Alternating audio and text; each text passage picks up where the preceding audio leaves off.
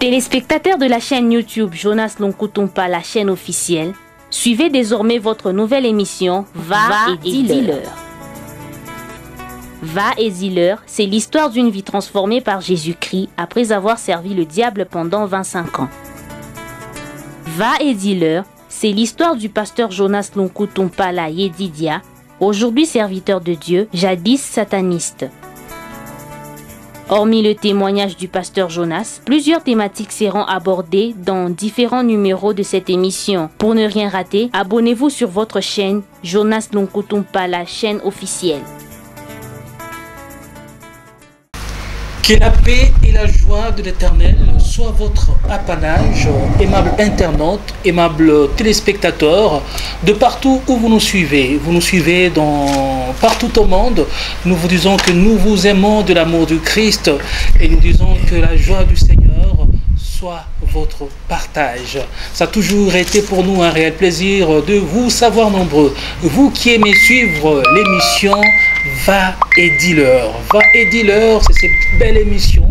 C'est cette belle émission qui vous propose plein de bonnes choses, qui est axée sur un témoignage de l'homme de Dieu, le pasteur Jonas Lonkutumpa la Yedidia, qui, après avoir servi le diable pendant 25 ans, il est aujourd'hui serviteur de Dieu. Il est en train de dévoiler, il est en train de ressasser le passé pour nous dire des choses horribles qu'il a vécues. Et aussi, aimable téléspectateur, il est en train également de nous parler de la part du Seigneur. Et ces témoignages, son témoignage a pour but, a pour mission de gagner les âmes à Christ. Et pourquoi pas édifier les chrétiens, apporter un plus dans l'église corps du Christ. Alors nous sommes avec lui, l'homme de Dieu, le pasteur Yedidia. Et avant bien sûr de les recevoir, je m'en vais dire merci à vous tous pour vos cadeaux ainsi que vos souhaits lors de l'anniversaire de l'homme de Dieu, le pasteur Jonas Yedidia. Nous vous disons merci et que l'Éternel Dieu vous bénisse. Alors nous recevons l'homme de Dieu, le pasteur Jonas. Bonjour. Bonjour frère Teddy. Pasteur, ça a toujours été pour nous un réel plaisir. Merci, c'est aussi pour moi un plaisir. Et je pense que vous êtes dans la joie. Oui, une très grande joie.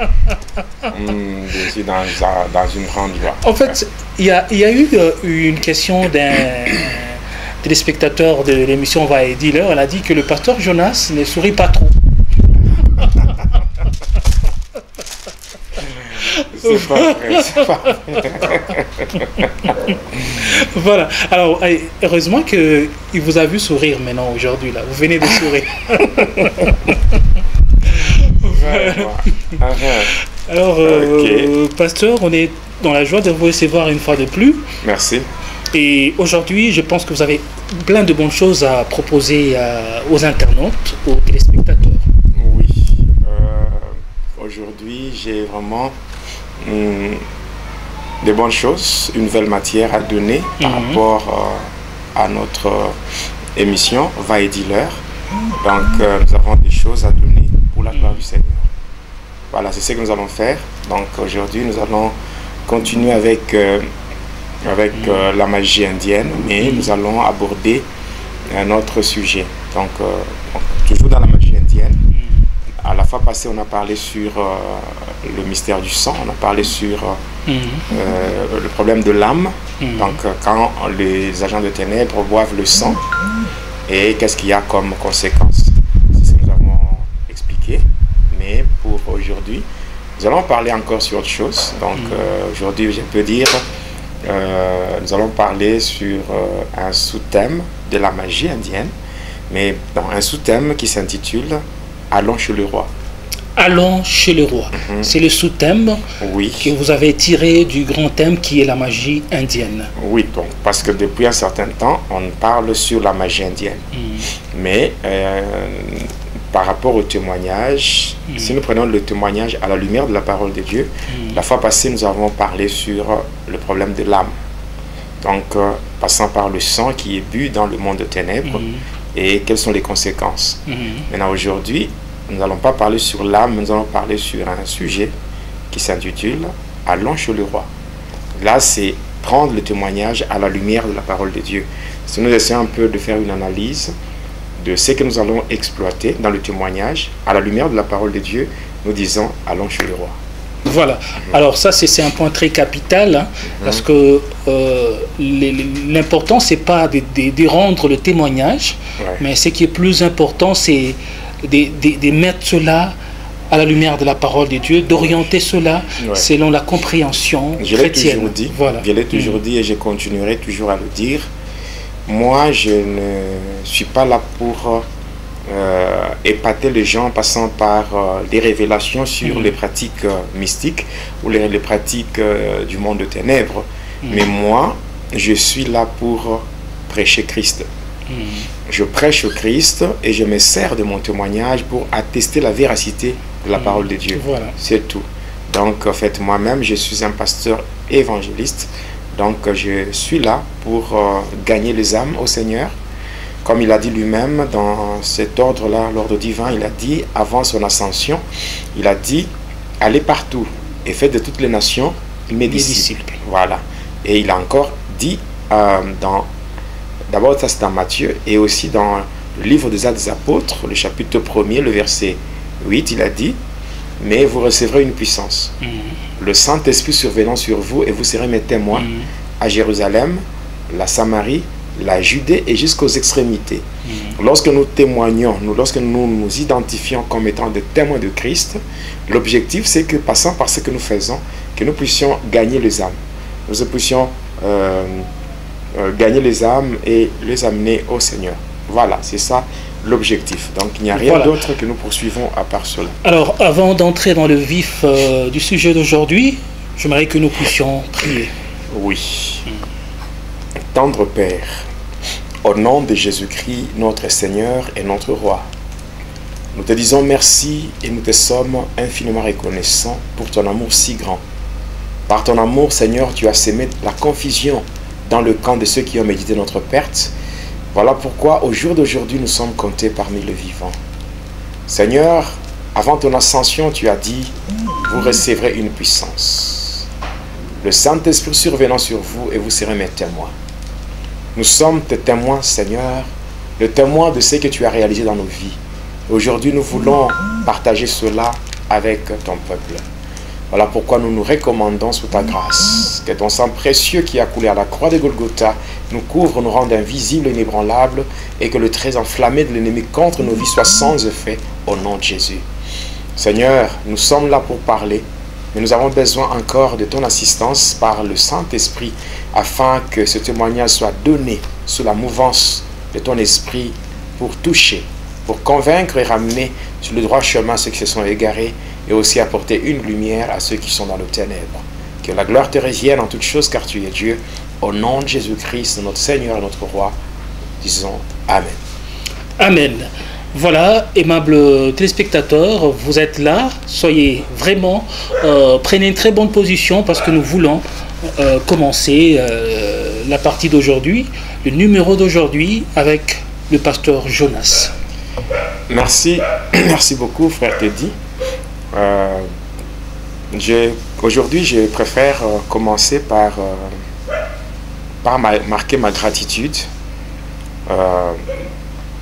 devant les internautes, devant tous les téléspectateurs, par rapport à tout ce qu'ils font pour que cette œuvre puisse aller de l'avant. Comme je l'avais dit dans une des émissions précédentes, j'avais dit que la chaîne YouTube, Jonas Lunkutumpa, la chaîne officielle, n'est pas ma chaîne. Ce n'est pas ma chaîne, mais c'est la chaîne des internautes, la chaîne du peuple de Dieu. C'est ce peuple qui voulait avoir le témoignage intégral du pasteur Jonas. C'est ce même peuple qui a conjugué des efforts afin de rendre possible cette œuvre. Il y a ceux-là qui, par des moyens matériels, des moyens financiers, qui ont eu à faire ce que nous sommes en train de continuer aujourd'hui. Il y a, à partir du Canada, qu'on a ouvert la chaîne. La chaîne a été ouverte à partir du Canada. Après, il y a ceux-là qui ont aussi mis leurs moyens pour des moyens logistiques, Et voilà, aujourd'hui, passant par ce que je suis en train de dire, que tous ceux-là, de près ou de loin, qui ont contribué à cette œuvre, qu'ils voient au travers de ce que je dis, l'expression d'une profonde gratitude, parce que ça permet, au travers de Va et Dis-leur, au travers de cette chaîne Jonas Lunkutum, par la chaîne officielle, il y a beaucoup d'âmes qui sont sauvées. Amen. Il y a beaucoup de gens qui sont édifiés. Quels que soient les combats que nous rencontrons ça et là, cela ne peut pas nous décourager, ça ne peut même pas nous affecter parce que nous savons très bien que ce que nous faisons, c'est pour le Seigneur. Et vous ne pouvez pas servir le Seigneur sans rencontrer l'opposition. Le monde dans lequel nous vivons, c'est un monde qui est déjà sous contrôle de l'ennemi. Alors l'ennemi qui a voulu que le monde soit sous son envoûtement, alors ne peut pas tolérer à ce que quelqu'un se lève pour dire des choses qui brisent le chêne, qui coupent le lien, parce qu'il y a des gens qui sont délivrés. Il y a beaucoup de témoignages que nous recevons chaque jour par rapport à ce que le Seigneur est en train de réaliser dans les vies de gens, passant par ce travail. Alors aujourd'hui, je dis vraiment merci. Merci à tous ceux-là qui nous soutiennent. Ceux-là qui nous soutiennent moralement, matériellement, financièrement, même spirituellement. Il y a même dans le monde, il y a même une équipe d'intercession pour ça. Wow. Il y a une équipe, oui, l'intercession du pasteur Jonas. Ouais. Donc il y a deux gens qui ont fait une chaîne de prière et qui ont des heures précises. Donc il y a toute une chaîne. Et les gens qui prient 24 heures sur 24 afin... Pour soutenir cette œuvre. Voilà. 24 heures sur 24, il y a vraiment beaucoup de gens de bonne foi qui font des choses merveilleuses et nous ne pouvons pas garder silence par rapport à ça et nous leur disons merci. Alors je profite de l'occasion pour saluer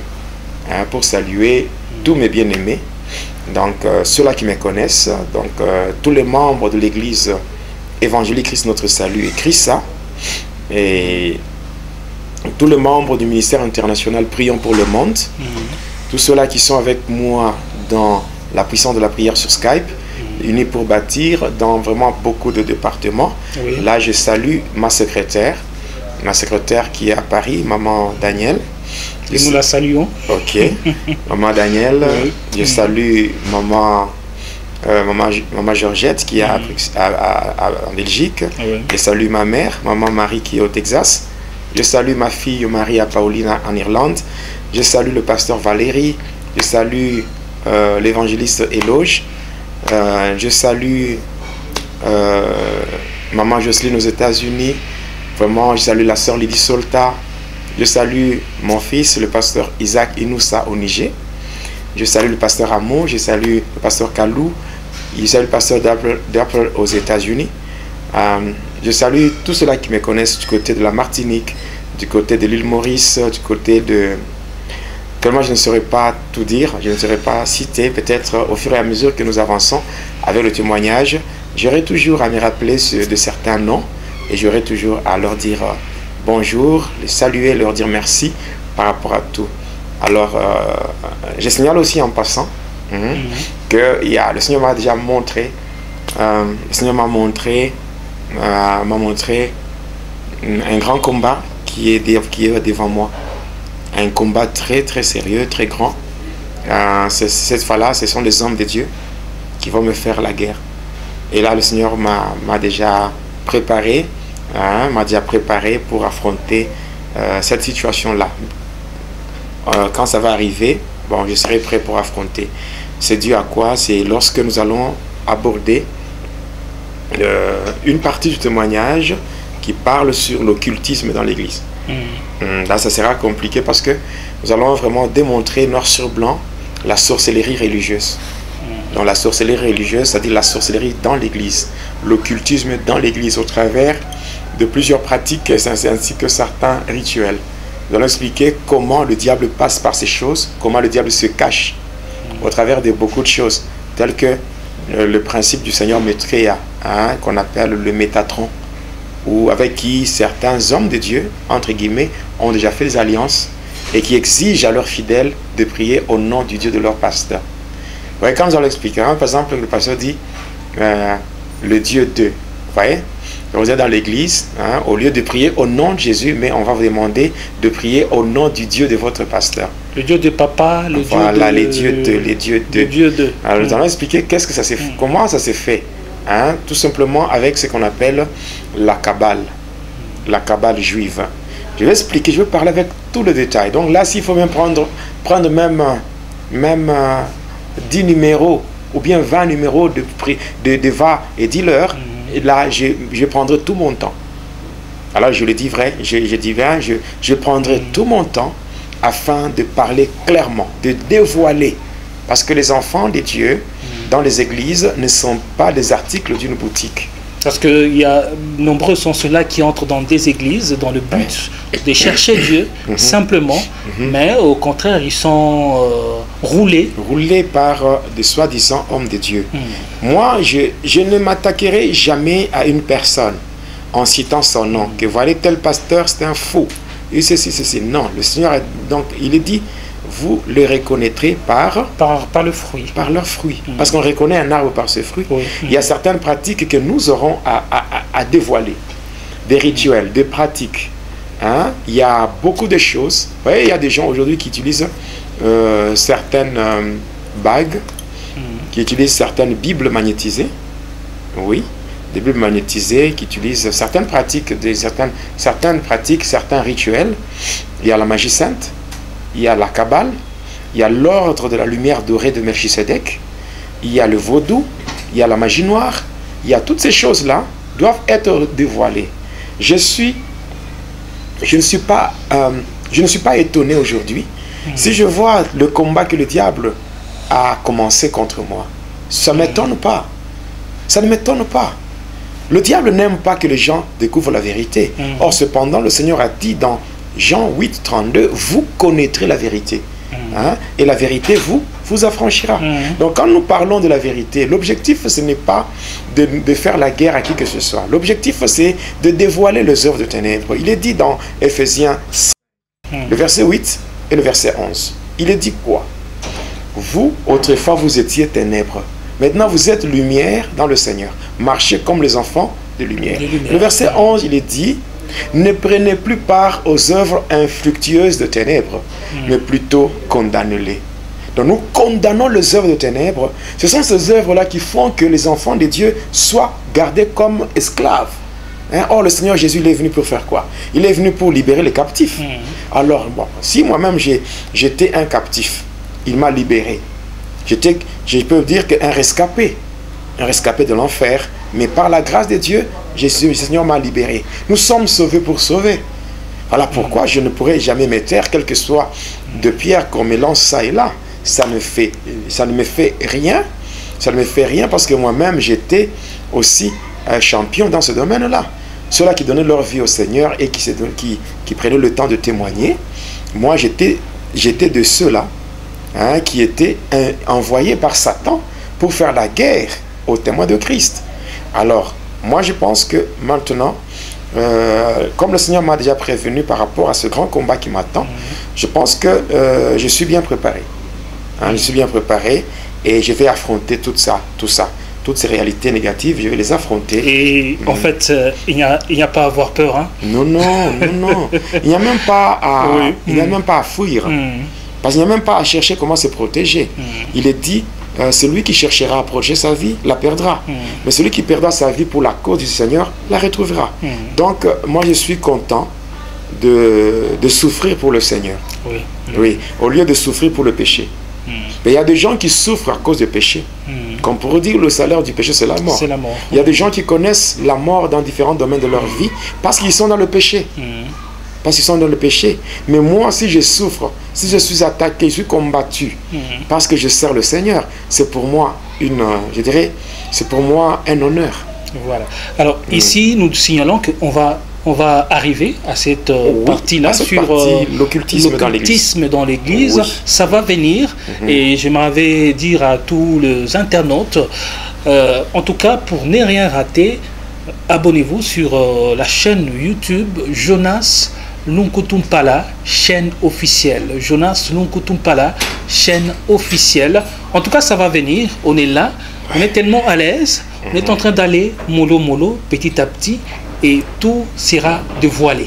Oui. Alors, pasteur, on peut aborder maintenant les sous-thèmes du jour. Donc, allons chez le roi. Allons chez le roi. Nous lisons la parole de Dieu. Oui. Nous sommes dans 1 Roi, le chapitre 3. Le chapitre 3, le verset 18 jusqu'au verset 21. Il est dit ceci: Or, le 3e jour après mon accouchement, cette femme a aussi accouché. Nous étions ensemble, personne d'autre n'était avec nous dans la maison. Il n'y avait que nous deux dans la maison. Le fils de cette femme est mort pendant la nuit parce qu'elle s'était couchée sur lui. Elle s'est levée au milieu de la nuit. Elle a pris mon fils à mes côtés tandis que ta servante dormait. Elle l'a couché dans son sein. Et son fils qui était mort, elle l'a couché dans mon sein. Le matin, je me suis levé pour allaiter mon fils et voici, il était mort. Voici qu'il était mort. Et je l'ai regardé attentivement le matin et voici que ce n'était pas mon fils que j'avais enfanté. Amen. Amen. Oui, quand je dis allons chez le roi, par rapport à la partie du témoignage d'aujourd'hui sur la magie indienne, c'est tout simplement, j'aimerais attirer l'attention des enfants de Dieu pour leur dire que dans la vie, il faut, avant de prendre position ou de faire quoi que ce soit, il faut faire un constat. Un constat. Le constat est lié à quoi? Le constat est lié à une observation. Quand vous faites une observation sur ce que vous vivez, vous faites une observation sur ce que vous vivez et ce que vous devez vivre. Il y a une différence entre ce que l'homme vit et ce que l'homme doit vivre. Alors, lorsque on fait une observation, on finit toujours par un constat. C'est-à-dire quoi? Quand on fait une comparaison, je compare ce que je vis et ce que je suis censé vivre. Je dois finir par trouver un constat. C'est quoi? Il y a des gens qui pleurent, qui se lamentent parce qu'ils n'ont pas encore fait de constat dans leur vie. Un enfant de Dieu doit connaître ses droits, doit connaître ses promesses. Oui, doit connaître ses droits et ses promesses. Et comparer ce qu'il vit et ce qu'il doit vivre selon le plan de Dieu. Quand on fait un constat, quand on fait une comparaison, on finira par comprendre que très souvent, ce que l'homme vit n'est pas ce que Dieu a dit de lui. Il y a certaines choses que le diable impose aux enfants de Dieu, tout simplement parce qu'ils ne connaissent pas leurs droits. Alors, si je dis aujourd'hui, allons chez le roi, c'est que le roi connaît très bien ce que nous sommes censés vivre selon son plan. Voilà. Alors, avant d'arriver à cela, j'aimerais parler d'abord sur cette partie du témoignage. Il est vrai, la dernière fois, j'ai parlé sur les conséquences liées j'ai parlé sur les conséquences liées à ce qui s'est fait dans le temple satanique lorsque le sang d'une personne est bu. Quand le sang, on l'a déjà bu, qu'est-ce qui va se passer par la suite? Après avoir bu le sang, la personne elle-même reste en vie. La personne vit, mais cependant, on va établir un délai sur son séjour terrestre et on va aussi fixer une circonstance pour son décès. Et j'expliquais comment, dans une réunion, il y avait un papa qui avait sacrifié son neveu et que c'était la circonstance, c'était l'accident et le délai c'était 2 semaines. Et quand j'étais de retour à Likasi, je l'avais trouvé en vie et effectivement après 2 semaines il avait trouvé la mort. Après cela j'ai parlé encore d'un ami qui était dans le catch, qui, quand il était en déplacement vers le Kasaï, et à son retour, il avait tellement beaucoup de fétiches, il voulait tester son pouvoir sur moi, et comme moi j'étais plus fort que lui, C'est comme ça que tous ses efforts étaient couronnés d'échecs. Maintenant, quand il avait vu tout ce que j'avais pu démontrer, alors il était curieux. Et sa curiosité l'avait poussé à chercher à être comme moi. C'est comme ça que quand je l'avais amené, passant par le docteur Krishna, il l'avait amené en Inde, dans le temple de Daïl, c'est là que pour attester son adhésion, il était question de livrer un être cher dans sa famille. Et voilà, il avait donné son père. Mais on n'avait pas pu tuer son père. Et au lieu que son père fasse son apparition dans l'écran afin qu'on puisse boire son sang, mais il n'y avait pas ce père-là, ce papa-là n'était pas apparu, mais à sa place, il y avait une croix et il y avait le sang.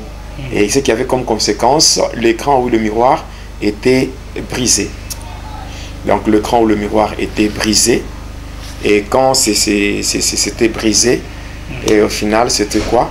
Quand le miroir était brisé, et nous tous nous étions projetés, nous étions tombés par terre, et par après, on va donner le poison à mon ami pour mettre fin à la vie de son père. Et moi, j'étais chargé de vérifier cela.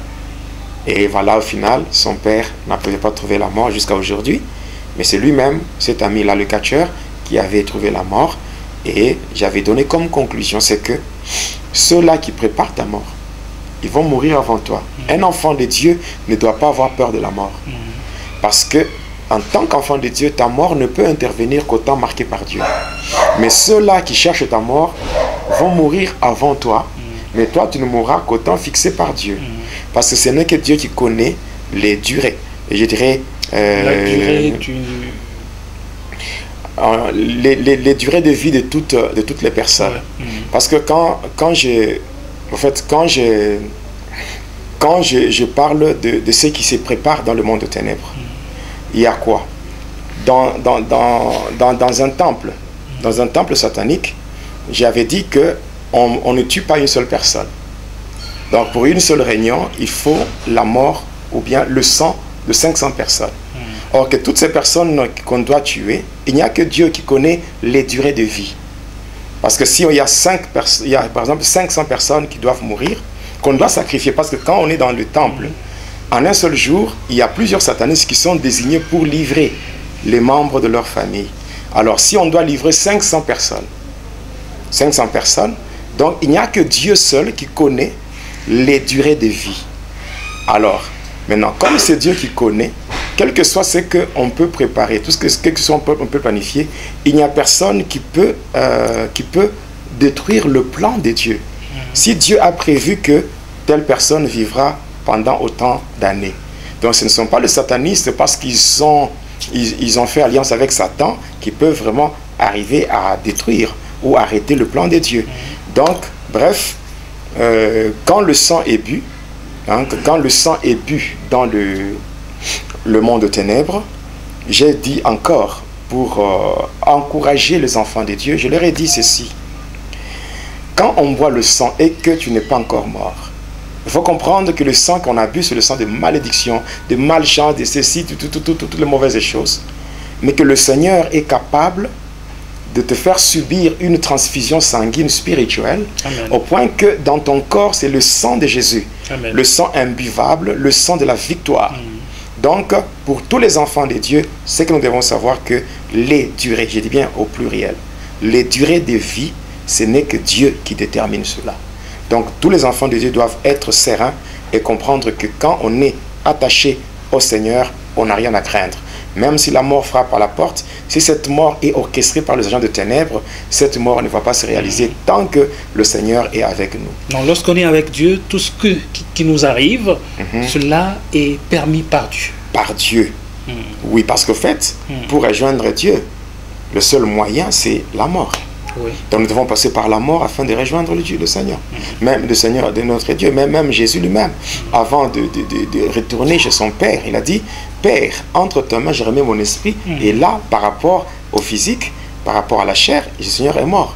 Et il est parti. Et il faut signaler ici que pour nous, en tant qu'enfants de Dieu, la mort, ce n'est pas une fatalité. Non, non.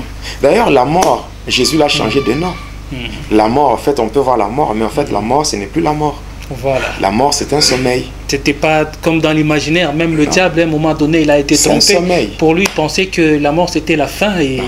Mais la mort, c'est un sommeil dans le sens que quand on meurt, c'est qu'on se repose.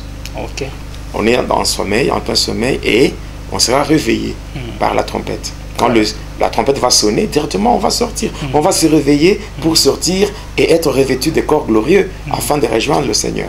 Moi, je pense que c'est ça. Et ici, on peut dire, pour terminer, que même si on a déjà bu le sang de quelqu'un par les satanistes, Dieu est à même de changer cela. Mais Dieu, il est... Si aujourd'hui, je peux avoir un véhicule, je conduis un véhicule, et qu'il y a une pièce qui est endommagée, je peux faire recours, je ne sais pas, aux mécaniciens, et ils peuvent remplacer cette pièce-là. Maintenant, si c'est Dieu qui nous a créés, c'est que lui-même, il peut aussi changer quelque chose qui est endommagé. Si on a bu le sang, Dieu est capable, lui-même qui connaît l'origine du sang, il peut encore remettre le sang. Et un sang imbuvable. Donc, bref, même si par jour on doit boire le sang de 500 personnes, chaque personne a une durée de vie.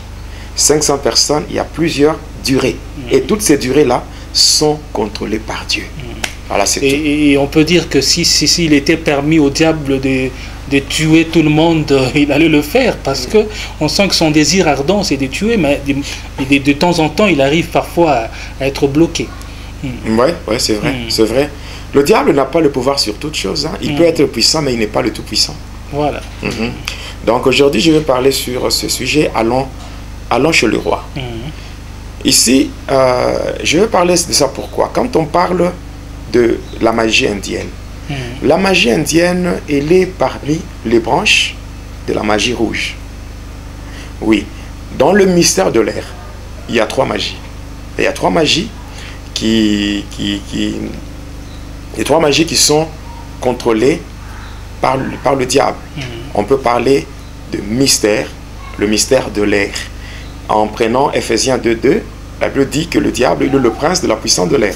C'est comme ça que l'armée ou le gouvernement de Satan prend le nom de mystère de l'air. Et moi, j'étais le représentant du 3e degré dans le mystère de l'air. Et c'est vrai, beaucoup de gens se sont toujours posé des questions.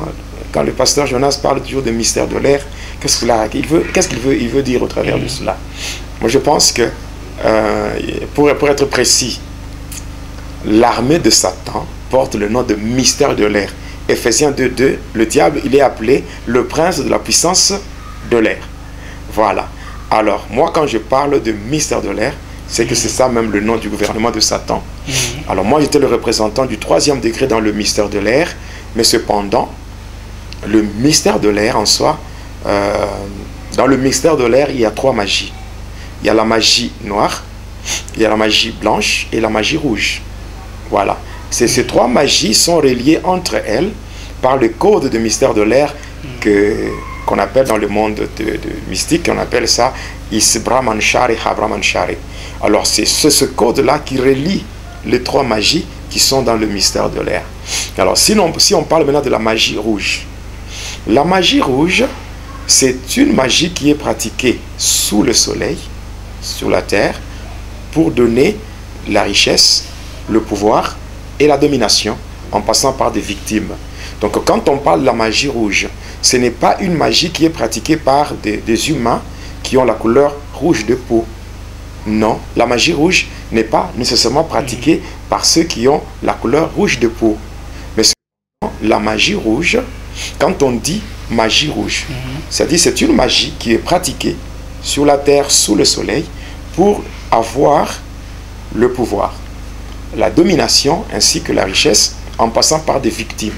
Les victimes, ce sont des gens qui sont sacrifiés. Et alors, quand on sacrifie des gens, c'est que c'est le sang qui est donné. Et le sang a la couleur rouge. Alors, quand on parle de la magie rouge, c'est tout simplement le mot rouge, c'est un adjectif qualificatif pour montrer la couleur du sang. Donc, elle est axée sur le sang. Le sang. Oui. Et la magie noire? La magie noire, c'est une magie qui est pratiquée sous le soleil avec l'intervention des êtres passés qu'on appelle ancêtres. Et cette magie, elle est pratiquée dans un but destructif. C'est ainsi que la première branche de la magie noire, c'est ce qu'on appelle la sorcellerie. il y a la sorcellerie, il y a le jaïnisme, il y a le shintoïsme, il y a même l'islam ou la magie musulmane. Là, c'est toujours dans la magie noire. Il y a la magie blanche. La magie blanche, c'est ce qu'on appelle la magie des intellectuels. C'est-à-dire c'est une magie qui est pratiquée sous le soleil, sur la terre, pour chercher à expliquer le pourquoi de toutes choses. Et là, c'est là où il y a l'occultisme. Dans cette magie, les gens vont plus loin jusqu'à chercher à expliquer l'existence des dieux passant par la science. Donc on cherche à expliquer le pourquoi de toutes choses. Et là, Dieu, ce n'est pas Dieu. Là, dans la magie blanche, Dieu, on l'appelle le logos solaire. Et maintenant, la magie blanche est divisée en plusieurs branches. Les différentes branches de la magie blanche, c'est ce qu'on appelle les sciences occultes. C'est là que vous allez trouver, il y a par exemple la rose-croix, vous allez trouver le maïkari, vous allez trouver le truc, vous allez trouver le message du Graal, l'antoinisme, la franc-maçonnerie. Oui, ce sont les différentes branches de la magie blanche. Voilà, là, c'est ce qu'on appelle les différentes magies de la magie, et donc les différentes magies de mystère de l'air. Maintenant, quand on parle de la magie rouge, là, ça vise la richesse, le pouvoir, la domination. Et on doit tuer, on doit verser le sang humain. Voilà, c'est ça, la magie rouge. Maintenant, le comble de la magie indienne, c'est quoi? C'est que, passant par cette magie, vous allez voir, pour avoir beaucoup plus de précision, il faut aller dans l'Égypte antique. Quand vous allez dans l'Égypte antique, quand on part dans l'Égypte antique. Dans l'Égypte antique, on va voir comment. Aujourd'hui, si nous sommes dans l'Égypte actuelle, l'Égypte actuelle, qu'est-ce qu'on voit dans l'Égypte actuelle? On voit des pyramides. Il y a beaucoup de pyramides qui en fait, sont devenues même des sites touristiques où les gens vont pour voir les pyramides et tout. Maintenant, quand ils vont pour voir ces différentes pyramides, bon, ils versent de l'argent et ça entre dans les comptes du gouvernement égyptien. Mais quand vous voyez bien, ce ne sont pas les Égyptiens qui avaient construit ces pyramides-là. Ces pyramides étaient construites par d'autres personnes, c'est-à-dire c'était des Juifs. Des Juifs. Oui, des Juifs qui étaient des Juifs qui étaient dans l'esclavage. C'est eux qui ont construit. Mais ils ont construit non pas pour leur intérêt, mais pour l'intérêt de ceux-là qui les avaient gardés dans l'esclavage. Voilà. Ceux-là qui les avaient gardés dans l'esclavage. C'est comme ça aussi avec la magie indienne. Parce que même la magie égyptienne fait partie de la magie rouge. Ici, aujourd'hui, quand je parle avec toutes ces précisions sur la magie, il y a des gens qui parlent de la magie, il y a des gens qui parlent de magie verte, magie jaune, magie ceci. Ça, ce sont, comment dirais-je, c'est comme quand on parle de temple de Satan. Le diable, dans le monde entier, il n'a que 3 temples. Vous allez vous imaginer un peu, le diable lui-même, voyant son pouvoir, voyant l'étendue du monde entier, la superficie, si on peut prendre ça comme ça, la superficie, est-ce que dans ce monde qui est sous contrôle de Satan, est-ce qu'il peut seulement avoir 3 temples? On peut se poser des questions. Le monde est tellement vaste, maintenant pourquoi il n'y a que 3 temples? Effectivement, le diable n'a que 3 temples. Il y a le temple de Daïl qui est en Inde, il y a le deuxième temple qui est au niveau de la Grande-Bretagne, le temple où il y a le gouverneur de Satan pour le contrôle de toutes les églises sataniques ainsi que les sectes pernicieuses. Il y a également le 3e temple qui est au fond de l'eau, au croisement des océans Atlantique et Indien. Mais en dehors de ces 3 temples, il y a des maisons sataniques qu'on appelle des loges. Là, il y en a beaucoup dans le monde. C'est la même chose dans le mystère de l'air. dans le mystère de l'air, il n'y a que 3 magies. Qu'on ne vous trompe pas, il n'y a que 3 magies. Même le sataniste, parce que bien sûr, l'Internet est à la disposition de tout le monde. Il y a même des satanistes, des magiciens qui suivent le témoignage que je donne. Ils peuvent attester la véracité de ce que je dis. Et pour ceux-là qui sont en train de nous suivre sur Facebook, oui. je suis en train de lire les réactions. Je connais voilà. Ce que je dis et je sais ce que je fais. Sans prétention aucune, moi, j'étais diplômé dans la psychomagie. Donc j'étais diplômé dans la psychomagie avec un diplôme physique, un diplôme en papier physique. Dans la psychomagie, je connais de quoi je parle. Je sais avec précision. Il n'y a que 3 magies dans le mystère de l'air. La magie noire, la magie rouge et la magie blanche, c'est tout. Les autres là, on parle de la magie japonaise, magie, ce sont des petites branches qui découlent de ça. On peut avoir magie jaune, magie ceci, tout ça, mais en réalité, chez le diable, il n'y a que 3. Magie noire, magie rouge et magie blanche. Et d'ailleurs, à partir de là, il y a aussi un calcul qui a été fait par le diable par rapport à ce qu'on appelle caractère, comportement, mentalité. Je pense que dans la suite, je parlerai de ça. Pourquoi il y a des gens qui sont animés juste par le désir de tuer. Il y a des gens qui sont aussi animés par la haine. Ils sont là pour faire le mal, pour ne rien gagner. C'est la magie noire. Vous voyez un sorcier, il peut tuer, il fait tout, mais qu'est-ce qu'il gagne en retour? Quand vous regardez leur vie, ils sont misérables. C'est la magie noire. Et puis la magie noire, ce n'est pas la magie des Africains. Même en Europe, il y a des gens, des Blancs, qui pratiquent la magie noire. Non, c'est pas non, mais, réservé uniquement aux Africains. La rose-croix. La rose-croix, c'est dans la magie blanche. Or que la rose-croix ne vient pas de l'Europe. La rose-croix vient de l'Afrique. La rose-croix tire son origine en Égypte.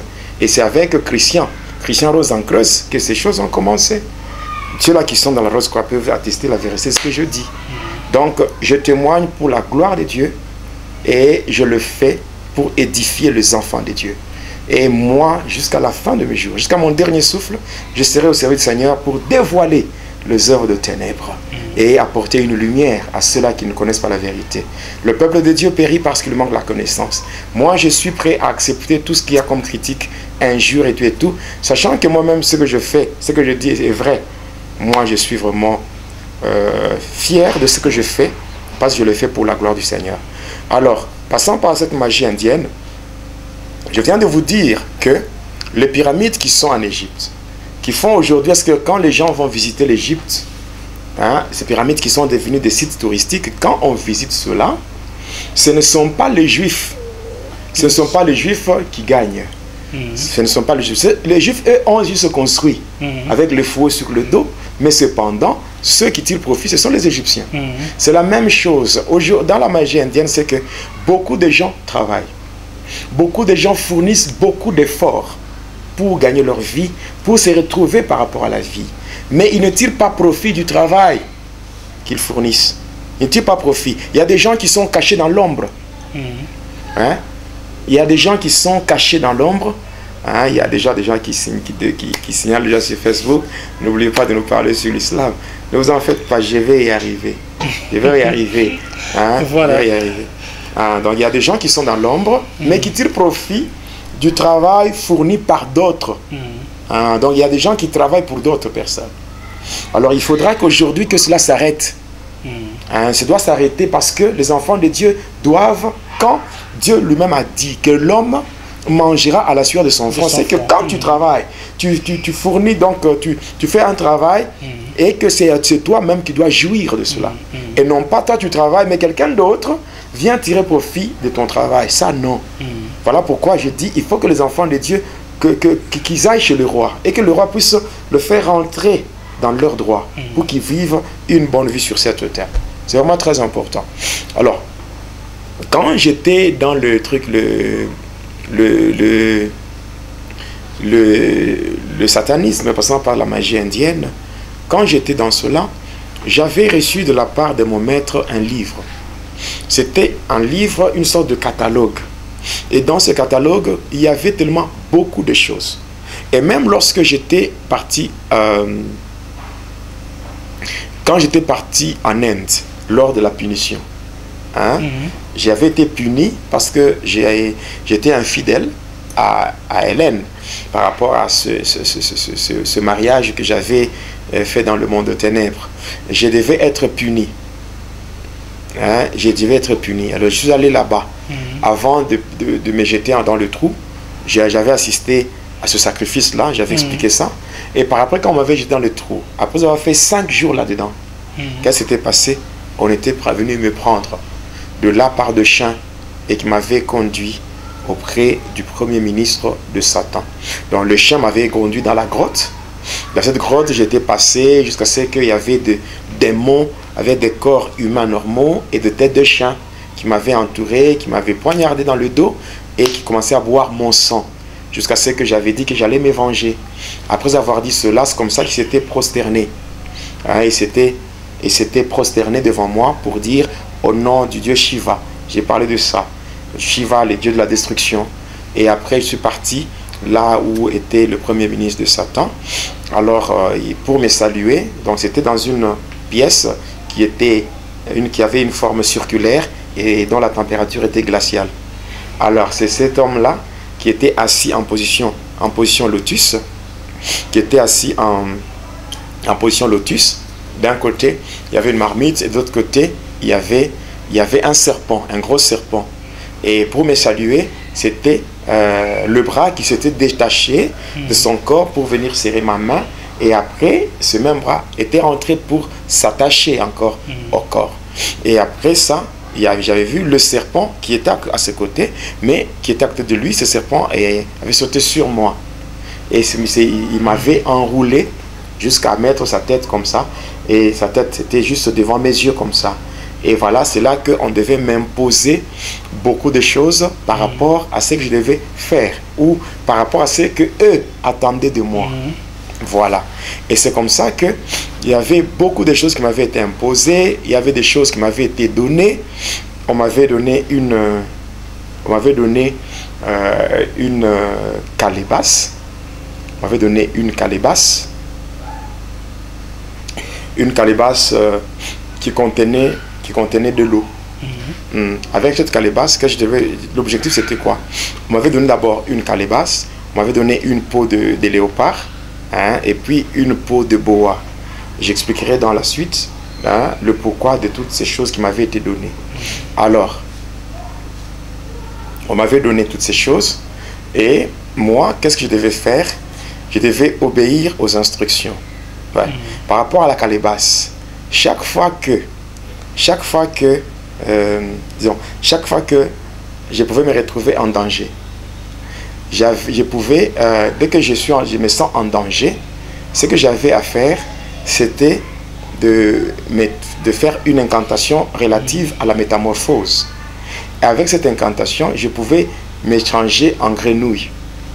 Et là, je pouvais directement me plonger dans l'eau qui était dans la calebasse. À partir de cette eau-là, je devais directement me retrouver dans l'océan Indien pour arriver directement à la Maison Blanche de Lucifer et échapper au danger. C'est comme ça que je vais expliquer dans la suite comment ces choses fonctionnent. Cette calebasse, vous devriez la porter partout? Je devais prendre ça et amener ça dans ma chambre qui était comme mon laboratoire. C'est-à-dire quoi? J'avais une sorte de laboratoire satanique où je recevais beaucoup de clients qui venaient me consulter pour que je donne solution à leurs problèmes. Or qu'en réalité, c'était juste une distraction. Une distraction, pourquoi? Parce que le diable ne peut jamais donner une solution. Même les gens qui vont consulter les marabouts, qui vont consulter le marabout, les féticheurs et tout. Hein? Donc des gens qui vont consulter le marabout. Merci à...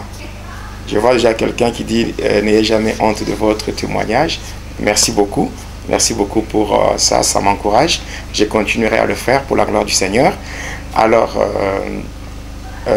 j'avais un laboratoire et j'ai recevais beaucoup de gens qui venaient. Je vais expliquer ça aujourd'hui. Et c'est là que beaucoup de gens vont découvrir les dégâts hein, les dégâts qui viennent des féticheurs, des charlatans, même des marabouts. Oui, de marabouts. Parce que moi aussi, j'ai fait ce travail-là. J'ai aussi, aujourd'hui, c'est pas étonnant si je me sens, je suis combattu. Je l'ai toujours dit, hein, moi, Jonas, je dis, Dia, je suis le racheté de Jésus-Christ. Toujours combattu, mais jamais abattu. Hein, toujours combattu, mais jamais abattu. Quelle que soit l'ampleur du combat qui peut se présenter au-devant de moi, je n'ai jamais eu peur. Parce que je sais très bien que il est dit dans les Saintes Écritures, selon Jérémie 1, le verset 19, il dit, ils te feront la guerre, mais ils ne te vaincront pas, car le Seigneur sera toujours avec toi pour te délivrer. Amen. Alors, dans ce laboratoire-là, j'ai recevé beaucoup de gens. Alors, il se faisait que quand j'étais dans mon laboratoire avec cette calebasse, et que je me retrouvais en danger, qu'est-ce que je pouvais faire? C'était seulement de me transformer en une grenouille, et je me plonge dans l'eau qui était dans la calebasse, et à partir de cette eau, directement, je vais me retrouver dans l'océan. C'était comme un moyen de transport. Oui, je me retrouve exactement à partir de l'océan, comme l'océan Indien et l'océan Atlantique se croisent. Et à leur point de rencontre, c'est là qu'il y a la maison blanche de Lucifer, et je peux facilement entrer là-bas et me retrouver en sécurité. C'est comme cela. C'est vrai que mon témoignage, je vais dire, mon témoignage n'est pas facile. C'est un témoignage qui dépasse l'entendement. C'est très complexe. L'entendement de plusieurs personnes. Mais cependant, je suis obligé de dire la vérité. Parce qu'il y a beaucoup de choses que beaucoup de gens vivent. Hein. Beaucoup de gens vivent des choses qu'eux-mêmes ne savent pas expliquer. Il y a même certaines choses que les enfants de Dieu traversent au sein des églises. Même certains pasteurs ne sont pas en mesure de leur dire la vérité. Mais au travers de ce témoignage, il y a beaucoup de gens qui se retrouvent. Il y a même beaucoup de pasteurs. Il y a même beaucoup de pasteurs qui se retrouvent et qui m'appellent. Là, je le dis en passant, sans aucune prétention. Je ne sais pas compter le nombre de pasteurs qui m'ont déjà appelé pour les orienter dans le ministère.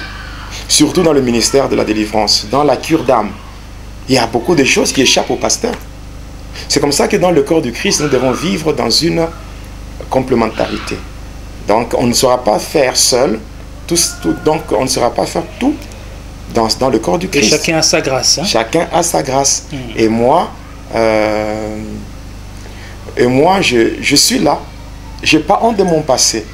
Je parle clairement de ce que j'ai fait dans le passé et je n'ai pas honte de le dire. Je le dis parce que c'est pour moi une façon de témoigner ma gratitude au devant de celui qui m'a sauvé.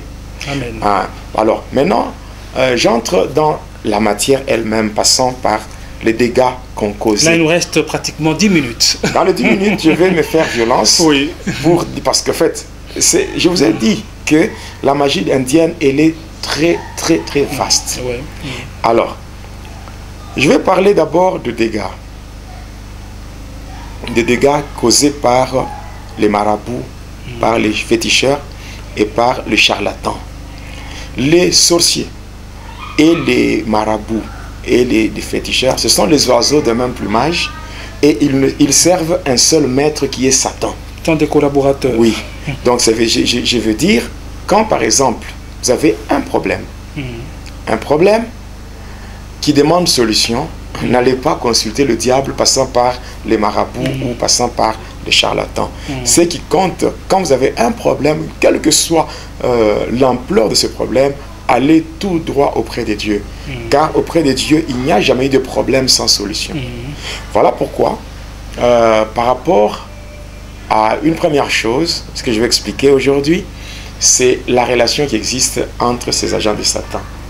Je me rappelle quand j'étais toujours là-bas avec mon laboratoire satanique, quand je recevais les gens, je me rappelle une fois, il y avait une maman, qui vivait avec sa jeune sœur. Alors, la jeune sœur là était dans la sorcellerie. Alors, la maman était venue me voir parce que Et elle avait besoin de la délivrance de sa jeune sœur. Quand elle était venue me voir, j'avais demandé à ce qu'on fasse venir cette jeune sœur-là. Et lorsque on l'avait fait venir, qu'est-ce qui s'était passé?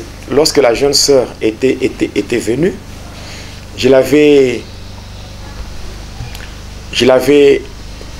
reçue chez moi et j'avais parlé avec elle. J'avais juste demandé à sa sœur, qui était sa grande sœur, de la laisser chez moi, de ce que j'avais fait. Et j'avais demandé à ce que cette fille-là reste chez moi. C'est comme ça, j'étais resté avec elle pendant 3 jours.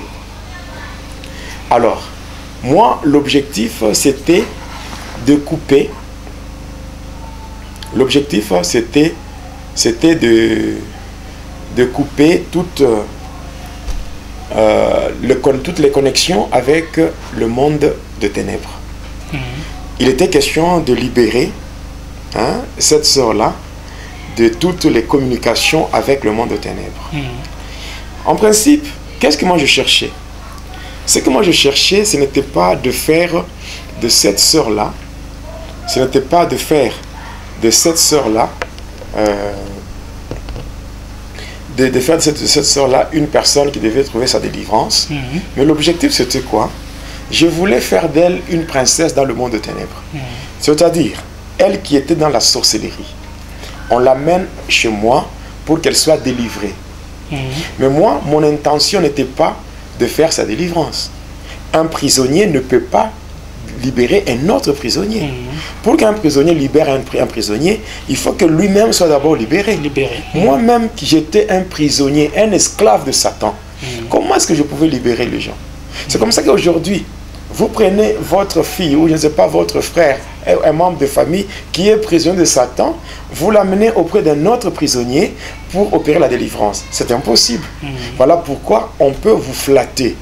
On peut vous flatter, vous calmer, mais après un temps, ce problème-là va encore surgir. C'est comme ça que lorsque j'avais coupé toutes les communications avec le monde de ténèbres pour que cette sœur ne soit plus en contact avec le monde de la sorcellerie, alors c'était le 2e jour. Comme j'avais dit à sa sœur qu'après 3 jours, elle allait passer pour récupérer sa jeune sœur, qu'est-ce qui s'était passé?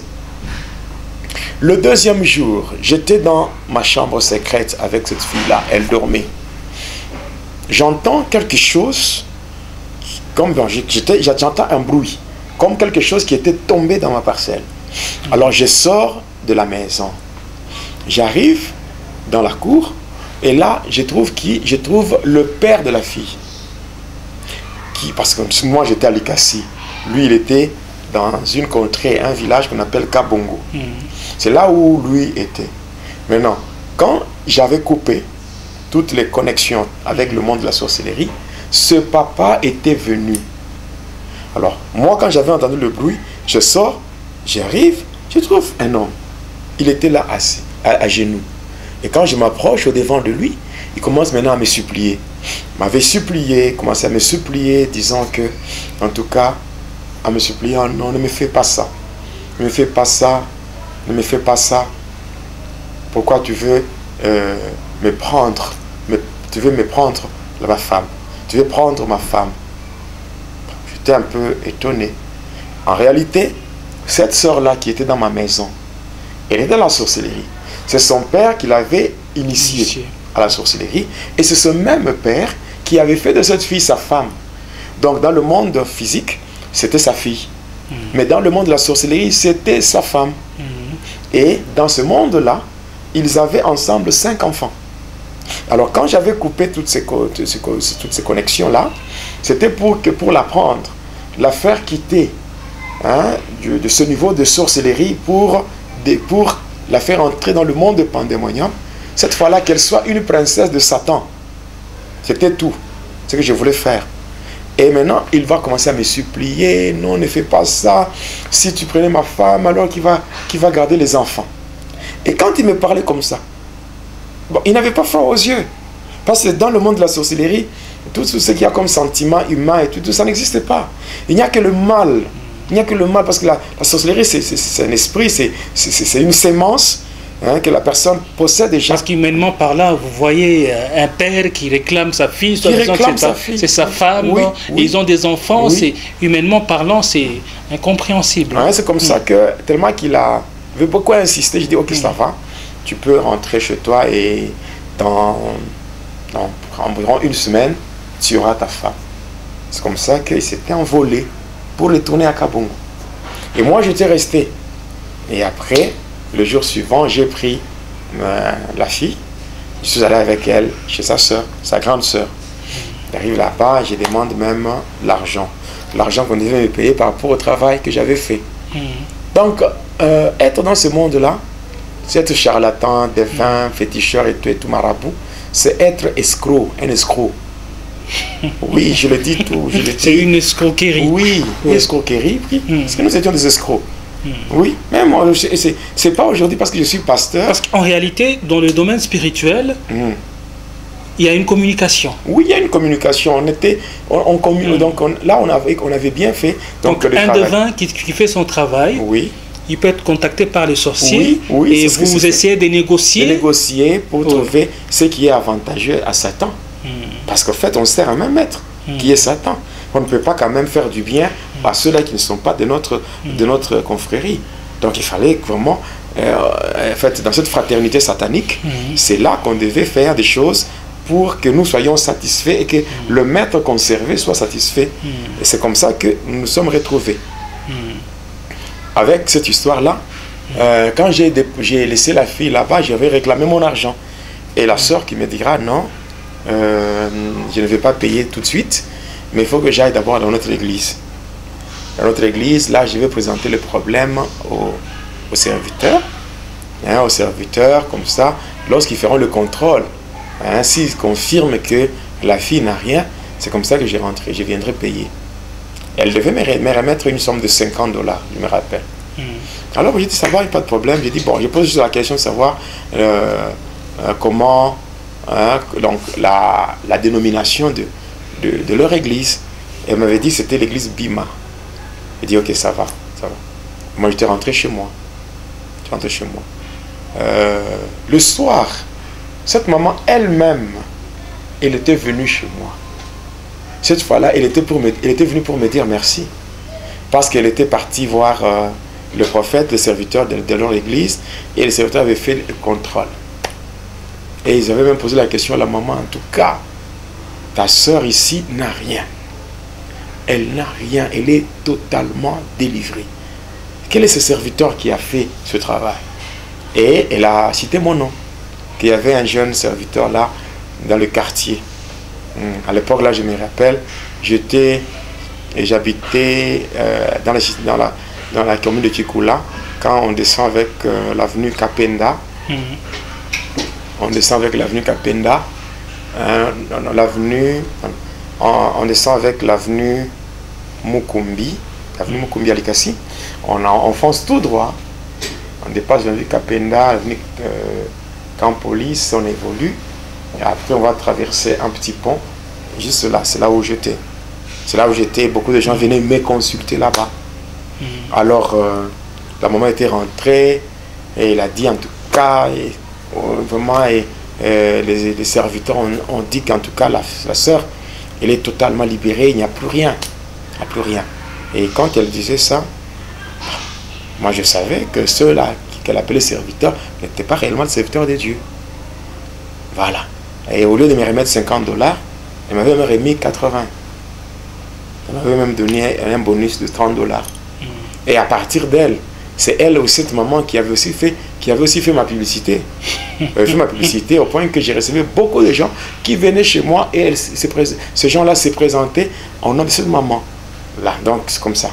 Alors. Et pourtant, en réalité, sa sœur était toujours sorcière. Sa sœur était sorcière. Lorsque moi j'étais allé la déposer, en la déposant là-bas, j'avais donné juste les interdits. Hein, les interdits, voilà, il ne faut pas manger ça, il ne faut pas faire ça, il ne faut pas faire ça. Alors, moi j'étais resté chez moi, et la sœur évoluait bien. dans sa famille, on ne voyait rien de la sorcellerie. Rien. Mais comme j'avais fait une promesse à son père, qu'après quelques temps, il devait revoir sa femme. Alors maintenant, qu'est-ce que je devais faire?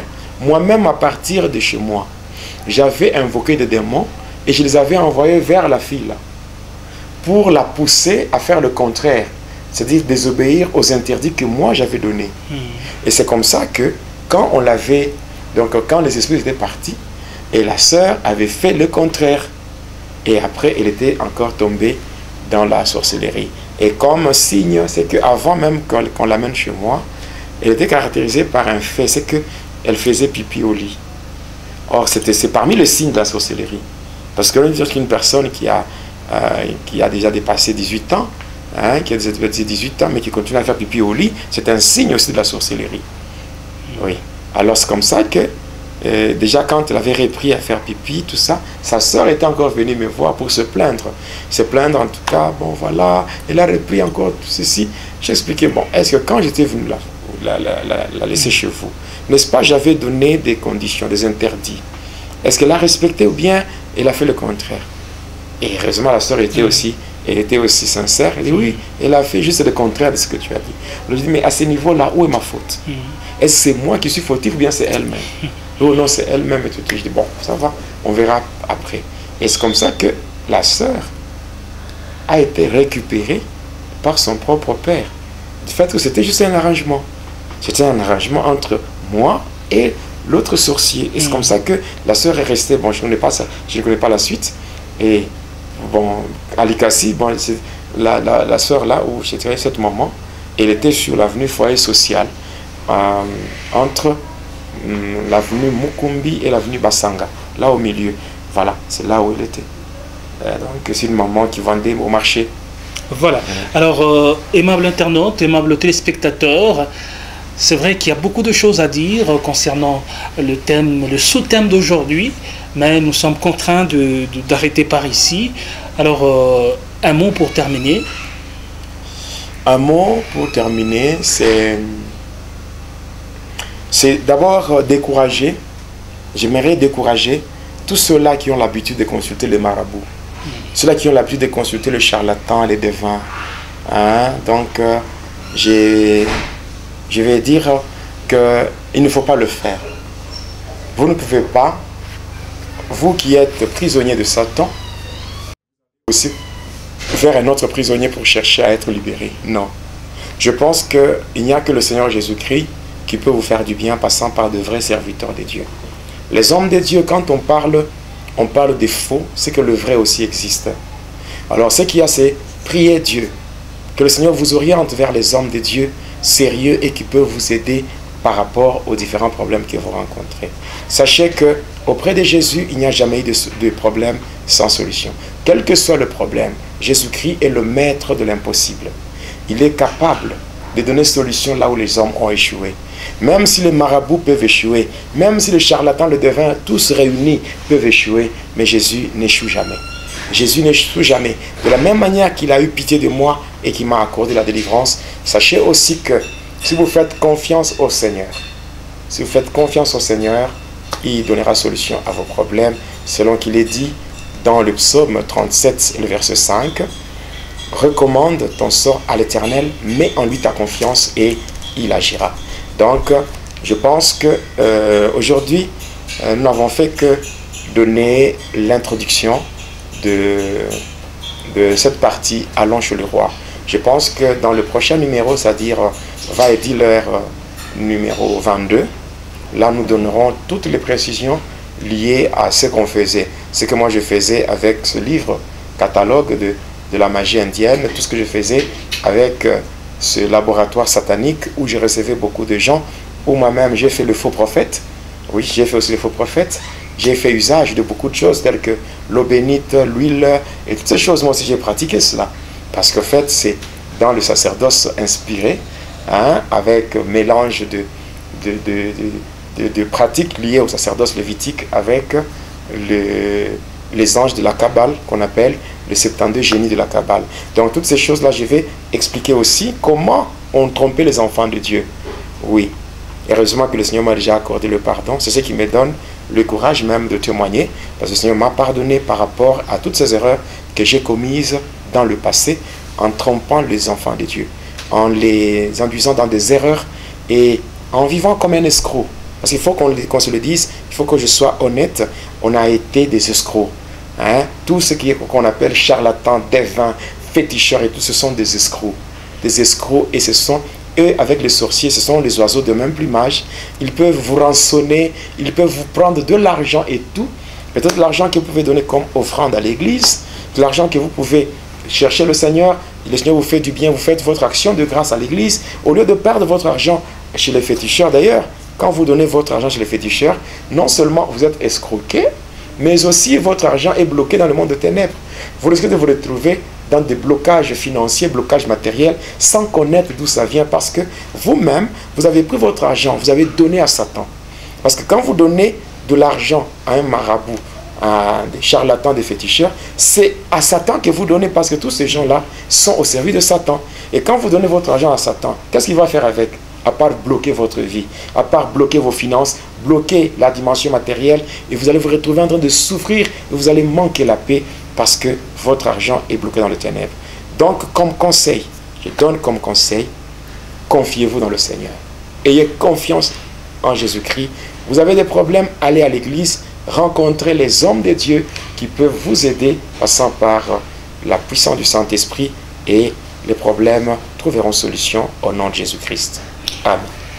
Alors, tout bien qui finit bien, aimable internaute, c'est par ici que prend fin ce numéro de l'émission Va et Dis-leur.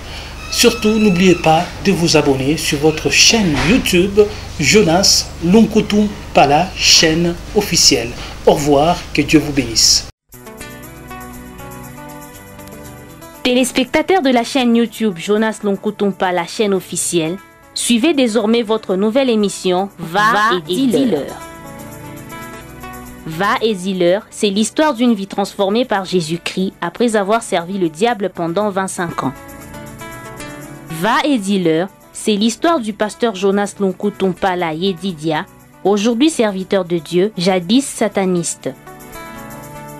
Hormis le témoignage du pasteur Jonas, plusieurs thématiques seront abordées dans différents numéros de cette émission. Pour ne rien rater, abonnez-vous sur votre chaîne Jonas Lonkotoum Pala, chaîne officielle.